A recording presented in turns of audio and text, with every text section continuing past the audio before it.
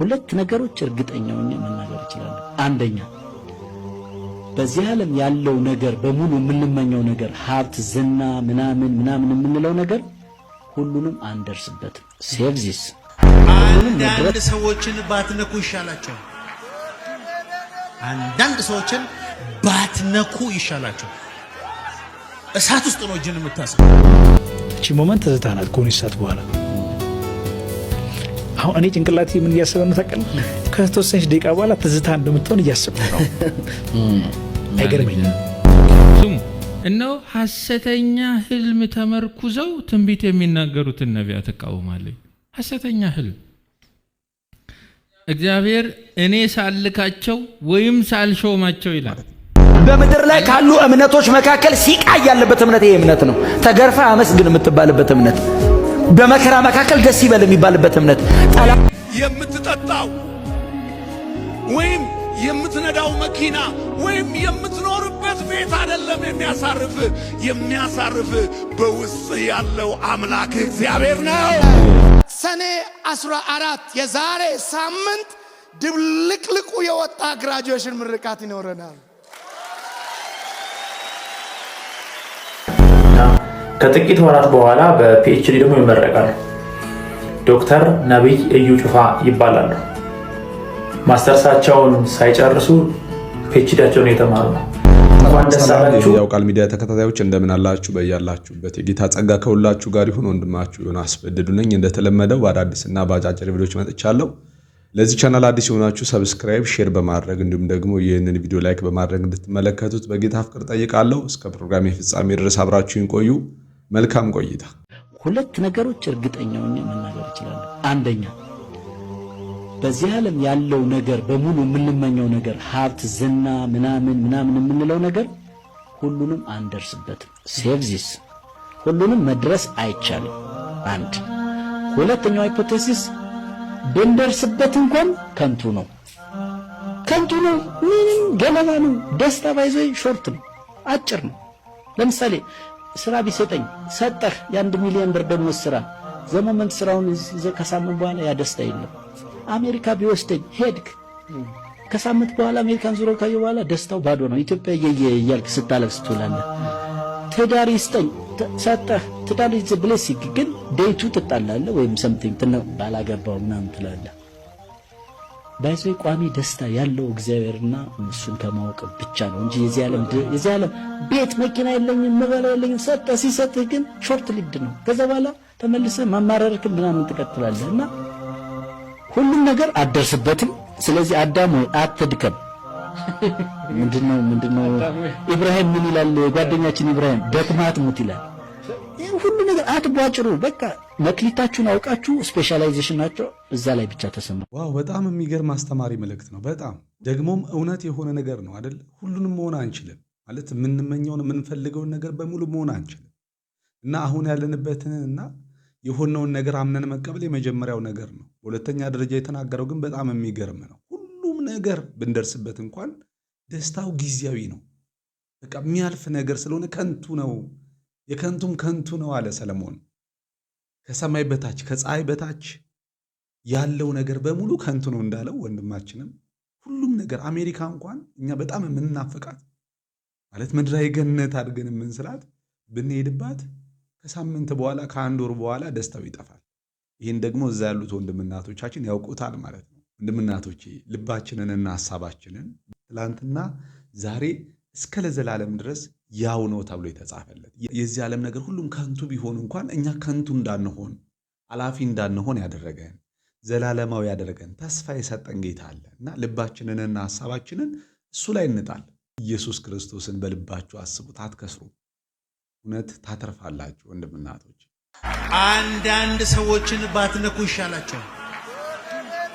አንዳንድ ሰዎችን ባትነኩ ይሻላቸው። እሳት ውስጥ ነው እጅን የምታስገቡ።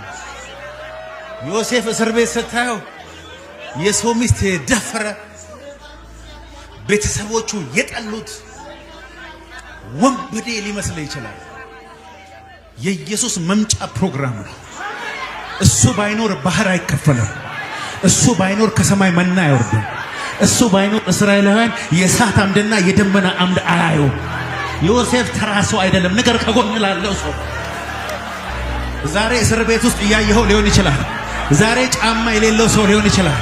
ዛሬ ማንም የማይፈልገው ሰው ሊሆን ይችላል። እነግርሃለሁ ዮሴፍ ግን የክብር ተሸካሚ ነው። የእግዚአብሔር ፕሮግራም ነው። እንግዲህ ይህንን ቪዲዮ እንዳያችሁት ነው። እኔ ወንድማችን ታምራትን ከዚህ በፊት ዲሳይፕልሺፕ ትምህርቱን እከታተላለሁ።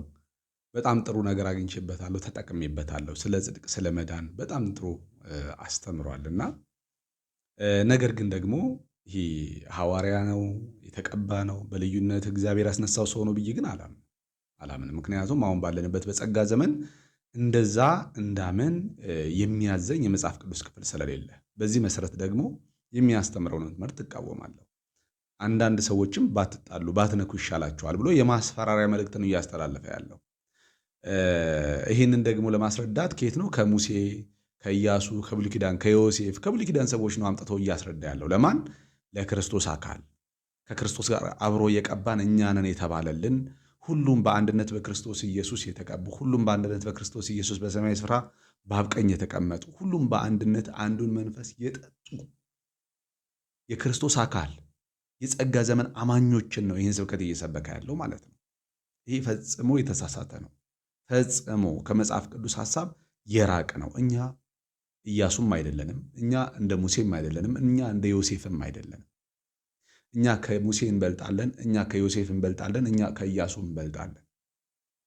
አንደኛ ቆሮንቶስ 12 ቁጥር 24 ጀምሮ እስከ 27 ድረስ አንብቡ።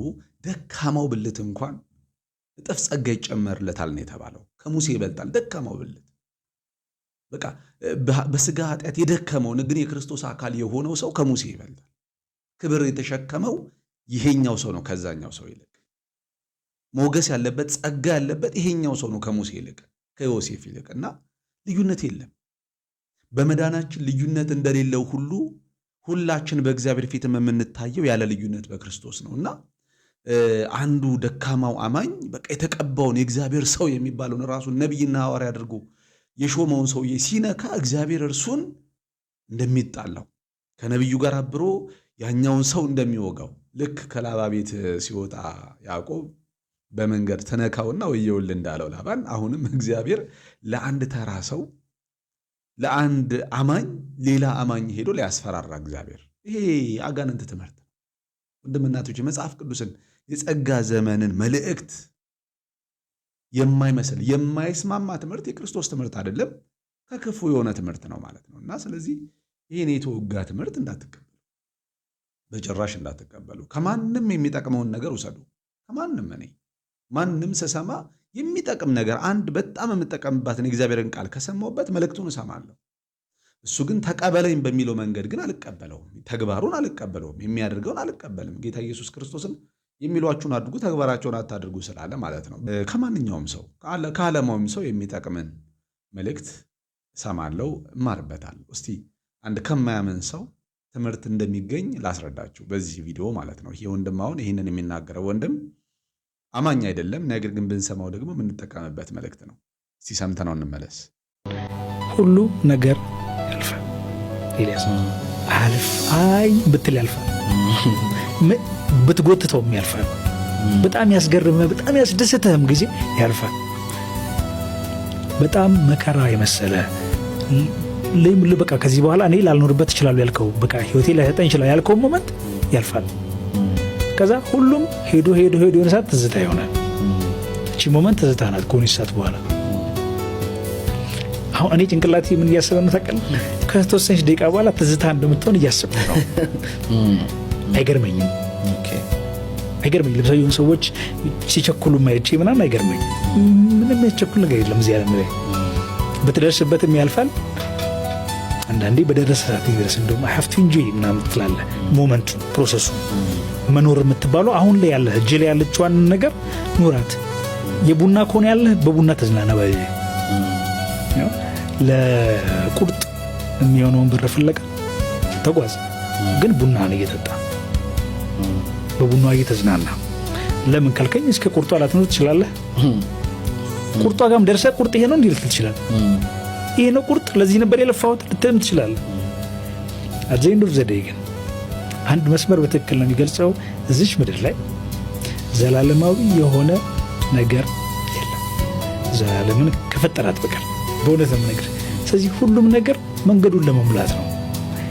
ሁሉም ነገር እቺን ፕሌዋን ዳሟን እና ቆርኪው ለመሙላት ነው። ሽፍት ሲያደርጋት ዘንድ ዘዴ አለቀ ተብሎ ቆርኪው ይበተናል። በቃ ህይወት ያ።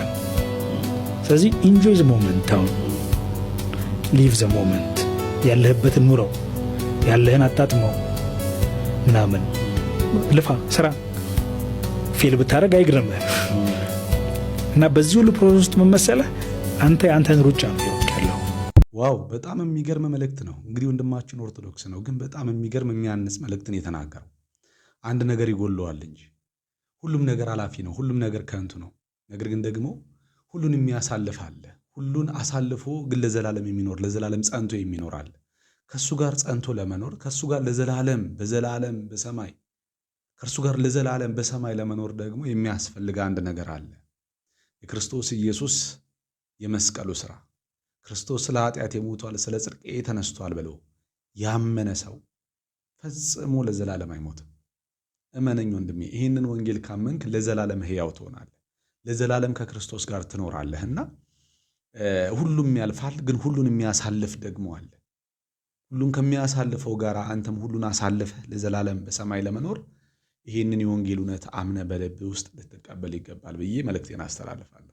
ኤርምያስ 23:30 በጣም አንብቡት። ኤርምያስ 23ን በቃ ጉድ ነው የምታዩት። እዚያ ላይ ጉድ ነው ያለው። ቁጥር 30 ስለዚህ ይላል ቃሌን እርስ በርስ በመሰራረቅ ከእኔ እንደተቀበሉ አድርገው የሚናገሩትን ነቢያት እቃወማለሁ ተብሎታል። የእግዚአብሔርን ቃል ምን ይደራረጋሉ? እርስ በርስ ይሰራረቃሉ። አንዱ ጋር የሰማችሁትን ትንሽ ቀየር ብላ የሆነ ሰጋ ትሰሙታላችሁ። የሥራው ባህሪ ነው። እርስ በርስ በመሰራረቅ ይላል። አቤት እግዚአብሔር በዚህ ልክ እኮ ነው የሚያውቃቸው። ምንም እኮ አዲስ ይሄ ኤርምያስ ነው እንግዲህ የምናጠነው። እቃወማለሁ ይላል እግዚአብሔር አፈ ጮሌነታቸውን በመጠቀም ባይብል ነው፣ አዲሱ መደኛ ትርጉም ነው እንደዚህ የሚለው። አፈ ጮሌነታቸውን በመጠቀም እግዚአብሔር እንዲህ ይላል የሚሉትን ነቢያት እቃወማለሁ።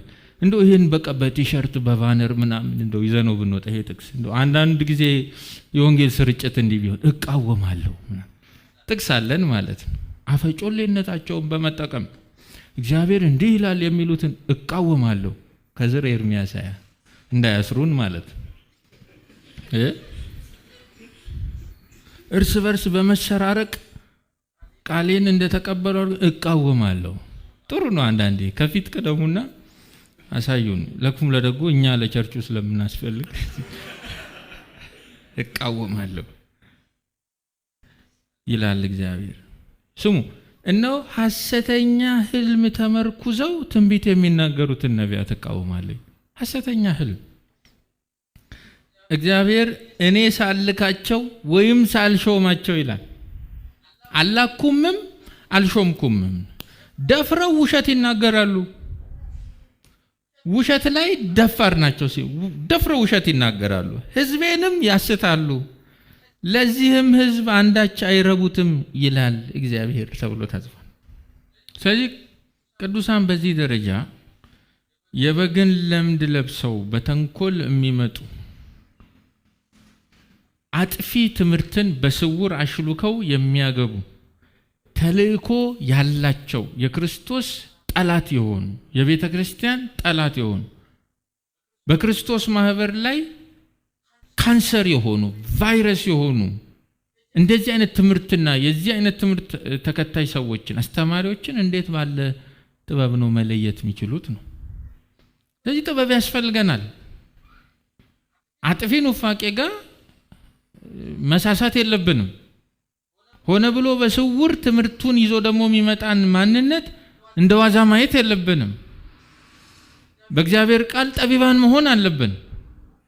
ንቁ መሆን አለብን። አስተዋዮች መሆን አለብን። ኦኬ ምንድነው የሚያስፈልገን ጥበብ? ገበያ ስንሄድ ኪሳችንን ከሌቦች መጠበቅ እንዴት እንደምንችል እንደምናውቅ ሁሉ እግዚአብሔር የሰጠን ነገር እንዳይዘረፍ ከእግዚአብሔር ጋር ያለን ጤናማ መጽሐፍ ቅዱሳዊ ፌሎሺፕ በእነዚህ ሰዎች ተንኮል እንዳይጠቃ ምንድነው ከኛ የሚጠበቀው? ዊዝደም። መድኃኒታችንም ሐዋርያትም አስተምረዋል፣ ጥበቡን አስተምረዋል። ማቴዎስ 7:15 እንዲህ ብሏል ኢየሱስ፣ በውስጣቸው ነጣቂ ተኩላዎች ሆነው ሳሉ የበግ ለምድ ለብሰው በመካከላችሁ በመግባት የሚያሸምቁ ሐሰተኛ ነቢያት ተጠንቀቁ። ከባድ ቃል ነው። ለአንድ ሰላይ የምትጠቀሟቸው ቃላቶች ናቸው እነዚህ። ነጣቂ ናቸው፣ በመካከላችሁ ነው የሚለው፣ በመግባት ይላል። ይገባሉ። ከመካከላችሁ ምን ይሆናሉ ነው ጴጥሮስ? ይነሳሉ።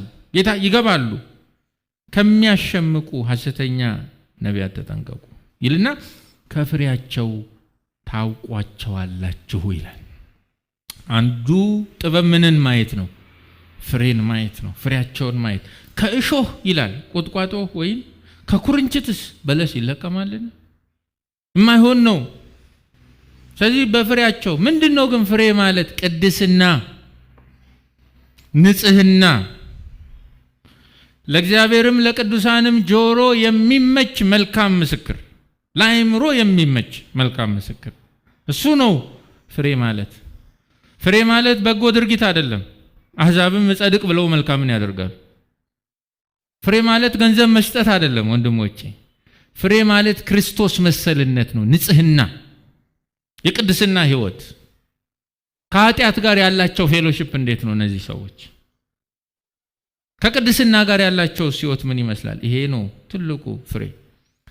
አንደኛ ዮሐንስ ምዕራፍ 4:1 አንደኛ ዮሐንስ 4:1 ወዳጆች ሆይ መንፈስን ሁሉ አትመኑ ተብሎ ተጽፏል። አትመኑ ተብለናል። አትመኑ ማለት ምን ማለት ነው? ታጠራጠሩ ማለት ነው። ፈትሹ፣ ቶሎ አትወስኑ። ይሄው አጋንንት ወጥቶ የለም፣ ይሄው ተአምር ሆኖ የለም፣ ይሄው ሽባ ተተርትሮ የለም፣ ይሄው ምልክትና ድንቅ አትበሉ። እነኚህ ሁሉ መለኪያ አይደሉም። እሳት ከሰማይ እስኪ አውርድ ተብሎ ተጽፏል። የግብፅ ጠንቋዮችም እንጨትን እባብ አድርገዋል። ኮምፓሪዝኑ እሱ መሆን የለበትም። አትመኑ፣ የእግዚአብሔር ቃል ይሁን ትንቢያችን። ነገር ግን መናፍስት ከእግዚአብሔር መሆናቸውን መርምሩ ተብሎ ተጽፏል። መመርመር ሐዋርያዊ ትእዛዝ ነው፣ ግዴታ ነው። አማኝ እንዲያደርጉ የተሰጠው መርምሩ ተብሏል። ለምንድን ነው ይሄንን የሚላቸው ዮሐንስ? ምክንያቱም ብዙ ሐሰተኞች ነቢያት ወደ ዓለም ወጥተዋልና ተብሎ ተጽፏል። ተጠንቀቁ፣ አትመኑ፣ መርምሩ፣ ፍሬን ደግሞ እዩ ነው። እሺ እንግዲህ ወንድምና እህቶቼ ይህንን ቪዲዮ በደንብ አድርጋችሁ እንደሰማችሁ ተስፋ አደርጋለሁ። በደንብ ደጋግማችሁ ስሙት። በዘመናችን የሚስተዋል ትልቅ ችግር ነው። መጽሐፍ ቅዱስ እንድንመረምር፣ ነገሮችን በመጽሐፍ ቅዱስ መሰረት እንድንመዝን ስልጣን ሰጥቶናል። እንዳንታለል በድንቅና በምልክት በልዩ ልዩ ታምራት፣ በሐሰተኛ ድርጊቶች፣ በተለያየ መንገድ ሐሰተኛ ነቢያቶች በምድር ላይ እንደሚመጡ መጽሐፍ ቅዱስ ይናገራል። ነገር ግን አሁን ላይ ምን እንዳደነዘዘው ህዝቡ አላውቅም። ቅድም ሲናገር እንደሰማችሁት ሐሰተኛ ህልም ተመርኩዘው ትንቢት ይናገራሉ አለ። ብዙ ሰዎች ማለት ሁሉም ህልም ከእግዚአብሔር እንደሆነ የምታስቡ ሰዎች፣ በሌላ ስፍራ ደግሞ ከስጋ ድካም የተነሳ ህልም እንደሚታለም፣ ከሐሳብ የተነሳ ህልም እንደሚታለም መጽሐፍ ቅዱስ ይናገራልና እነኛ ሐሰተኛ ነቢያቶች አየው፣ ህልም አለምኩ፣ ራእይ አየው እያሉ የሚናገሯችሁን ጌታ ተናገረኝ እያሉ እናንተን የሚነግሯችሁን ነገር በሙሉ ዝም ብላችሁ አትቀበሉ። በመሰረቱ ነቢያት አይደሉም። መጽሐፍ ቅዱስም አልሾማቸውም፣ ቤተክርስቲያንም አልሾመቻቸውም። ራሳቸውን ሐዋርያና ነቢይ አድርገው የሾሙ ሰዎች ናቸው። ነገር ግን ደግሞ የሚናገሩትን በመጽሐፍ ቅዱስ መዝኑት፣ ድርጊታቸውን በመጽሐፍ ቅዱስ መዝኑት። ሐሰተኛ እንደሆኑ ከእግዚአብሔር እንዳልሆኑ በደንብ ትረዳላችሁ ማለት ነው። በምድር ላይ ካሉ እምነቶች መካከል ሲቃይ ያለበት እምነት ይሄ እምነት ነው። ተገርፋ አመስግን የምትባልበት እምነት፣ በመከራ መካከል ደስ ይበል የሚባልበት እምነት፣ ጠላት ቀኝም በጥፊ ሲመት ግራህን ሰጠው የሚል እምነት፣ መልሰ ምታ እማይል። ሌላውስ ግደልና ጽደቅ የሚል እኮ ነው የሌላው እምነት። በእጅ በፊት መስሎ የታየን ጠራርገ ብላ። ይሄስ የሚመርጥ በሲቃይ በገመድ ላይ እንደመራመድ የሚያስኬድ እምነት ነው። ምኑ ነው የምትታገሰው? ዘላለማዊ ክብር አለው። ኢየሱስ ይመጣላ ክርስትና እውነት ነው። ጥሩ ሰዎች ተጠንቅቀው የጻፉት ታሪክ አይደለም። ክርስትና ሪል ነው። ክብር ለኢየሱስ ይሁን። እውነት ነው። ሊገለጥ ካለው ክብር ጋር ሲመዛዘን የአሁኑ ዘመን ስቃይ ምንም እንዳይደለ አስባለሁ አለ ሐዋርያው ጳውሎስ። ስለዚህ ክርስትና በመከራ ውስጥ ሆነን ነገር ግን በተስፋ ደስ እያለን የምንኖረው ዘላለማዊ ሕይወት ነው። አየህ እግዚአብሔርን ስታቀው ይኸውልህ እረፍ ብለህ ትቀመጣለህ፣ እረፍ ትላለህ። ውሃ ጠጥተህ ደስ ይልሃል፣ ቆሎ በልተህ ደስ ይልሃል። አሜን። አየህ የሚያሳርፍህ የምትበላው ወይም የምትጠጣው ወይም የምትነዳው መኪና ወይም የምትኖርበት ቤት አይደለም። የሚያሳርፍህ በውስጥ ያለው አምላክ እግዚአብሔር ነው። አሜን። አየህ አምላክህን ስታቀው፣ እርሱን ለማወቅ ስትተጋ፣ እርሱ በውስጥ ረፍት ይሰጥሃል። አሜን። ሃሌሉያ። ክብር ለኢየሱስ ይሁን። ጌታ ስም የተባረከ ይሁን። እረፉ እኔም አምላክ እንደሆንኩ እወቁ ይላል። አሁን ደግሞ እረፍታችንን ቀኝ የተቀመጥንበት ለዘላለም እርፍ ያልንበት የእግዚአብሔር ልጅ ኢየሱስ ክርስቶስ ነው። ስሙ የተባረከ ይሁን። የተከበሩ ፕሮፌት እዩ ጩፋ ገነሞ በሎጎስ ስነ መለኮት ሚሽን ኮሌጅ ከ2022 ጀምሮ እስከ 2026 ትምህርታቸውን ጨርሰው እየተከታተሉ ይገኛሉ። ምን ማለት ነው የምለውን በኋላ ስለምመጣ ማስተርስ ኦፍ ክርስቲያን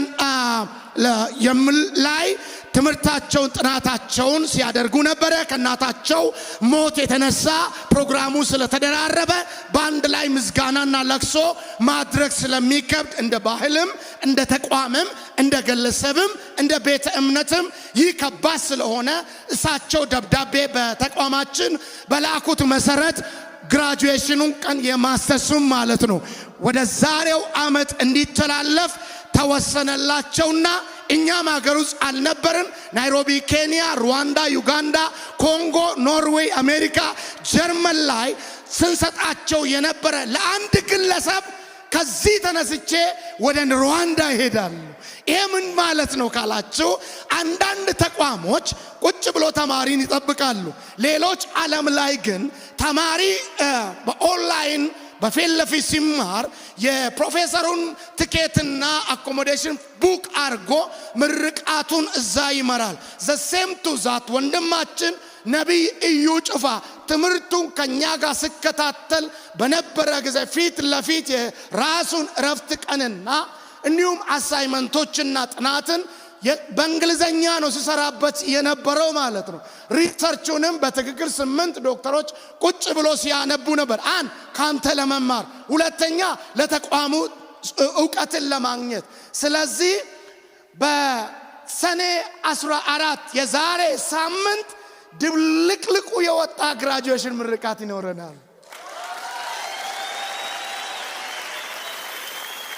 እግዚአብሔር ይስጣችሁ። ክራይስት አርሚ ኢንተርናሽናል ቸርች ፕሬዝዳንት እና መስራች የሆኑት ነቢይ እዩ ጩፋ ሰኔ 14 በቲዮሎጂ የማስተርስ ዲግሪያቸውን ይይዛሉ ወይ ደግሞ ይመረቃሉ። ይህ ምርቃት ሊሆን የነበረው 2017 ዓ.ም ነበር። ነገር ግን በእናታቸው ህልፈት ምክንያት ወደ 2018 ዓ.ም ኮሌጁ አስተላልፎላቸዋል። ይህንን የተናገሩት የኮሌጁ ረዳት ፕሮፌሰር የሆኑት ናቸው። በጣም ደስ የሚለው ደግሞ ነቢይ እዩ ጩፋ የፒኤችዲ ዲግሪያቸውን ወይ ደግሞ ትምህርታቸውን በትጋት እየተከታተሉ ይገኛሉ። ከጥቂት ወራት በኋላ በፒኤችዲ ደግሞ ይመረቃሉ። ዶክተር ነቢይ እዩ ጩፋ ይባላሉ። ማስተርሳቸውን ሳይጨርሱ ፒኤችዲያቸውን የተማሩ ነው። እንኳን ደስ አላችሁ። ሰኔ 14 ላይ ሁላችሁም መታችሁ ጌታን አብረን እናክብር ብለው ጠርተዋል። እግዚአብሔር ይስጣችሁ።